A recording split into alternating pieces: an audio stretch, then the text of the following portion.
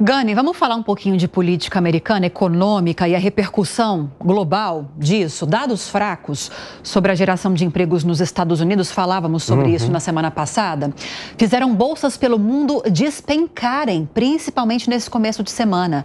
O que você tem de informações sobre isso? Exatamente. Aliás, esse foi o motivo pelo qual, na sexta-feira, a gente deu o dado do payroll. Falou, mas é um dado lá de mercado de trabalho nos Estados Unidos e a gente avisou aqui, esse dado é super importante e pode afetar o Brasil como está afetando. O dado veio muito abaixo do esperado, dado de mercado de trabalho, então a taxa de desemprego subiu e menos vagas foram criadas no mercado de trabalho nos Estados Unidos no mês de julho. Os investidores agora estão com temor de recessão da economia americana. Então, os juros ficou elevado lá nos Estados Unidos por um bom tempo, justamente para desacelerar o processo inflacionário. Só que agora o questionamento é, será que não passou do ponto? Será que essa medicação taxa de juros ficou muito elevada por muito tempo e, de fato, controlou a inflação, vem controlando a inflação, mas com um efeito colateral muito forte, que é a redução da atividade econômica.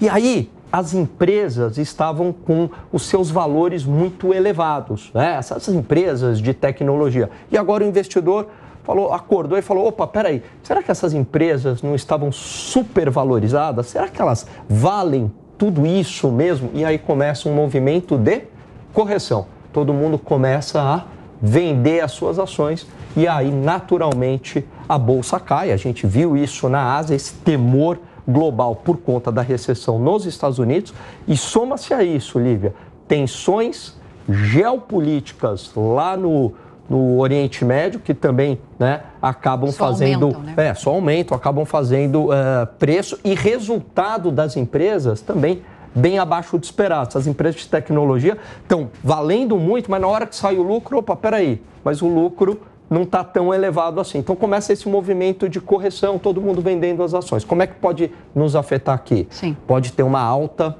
do dólar. E aí a importância do ajuste fiscal que eu dizia. Porque se o Brasil estivesse bem ancorado na sua política fiscal, poderia ser até uma oportunidade. O capital migraria para a economia emergente de menos risco. Porque o problema está sendo lá na matriz, lá nos Estados Unidos, lá no Japão. Mas, como a gente é uma economia emergente com problemas fiscais, o capital não migra com tanta força para cá. Aí o investidor prefere ter o dólar, né, o dinheiro em caixa e não investir. E aí o dólar acaba subindo, todo mundo compra dólar e pega na inflação. Sim. Vamos ouvir a Amanda Klein sobre isso? Vamos lá. Respira, Gani. Amanda, todo esse cenário descrito agora pelo Gani só reforça que, sim, teremos em setembro redução da taxa básica de juros nos Estados Unidos. Deixa eu só complementar o que o Gani estava falando, Lívia. O dólar já está subindo, como ele disse, né? Chegou a tocar uma máxima de R$ 5,86. Veja que valor estratosférico. Agora está sendo negociado em alta de 1,4% a R$ 5,79. São informações do valor, mas isso já faz uns 15 minutos mais ou menos. Ou seja, reagindo a esse mercado super estressado, a Bolsa de Tóquio caiu mais de 11%. Foi a maior queda, teve que acionar aquele circuit breaker, né? Quando você para as negociações em dias dias muito voláteis, é a pior queda desde 1987 do grande crash lá e que vitimou tantas bolsas e a Bolsa de Tóquio também. Então você imagina, o mundo aí agora já precificando uma possível recessão nos Estados Unidos, que esse mercado de trabalho mais fraco, como o Gani explicou, o Fed pode ter demorado muito para começar a reduzir a taxa de juros. Veja como é a dose de um remédio e como tem a ver só com seriedade e competência. Ninguém duvida da competência de todos esses diretores do Banco Central americano, mas às vezes você erra mesmo. E uma dosagem muito forte do remédio pode acabar matando ou ferindo gravemente o paciente, esse paciente é a economia dos Estados Unidos, que obviamente afeta a todos nós, né? O Goldman Sachs já precifica com risco de 25% de chance de recessão, o JP Morgan 50% de chance de recessão nos Estados Unidos. E, obviamente, que isso acontecer acaba atingindo o Brasil e todos nós o primeiro efeito, obviamente, sobre o câmbio.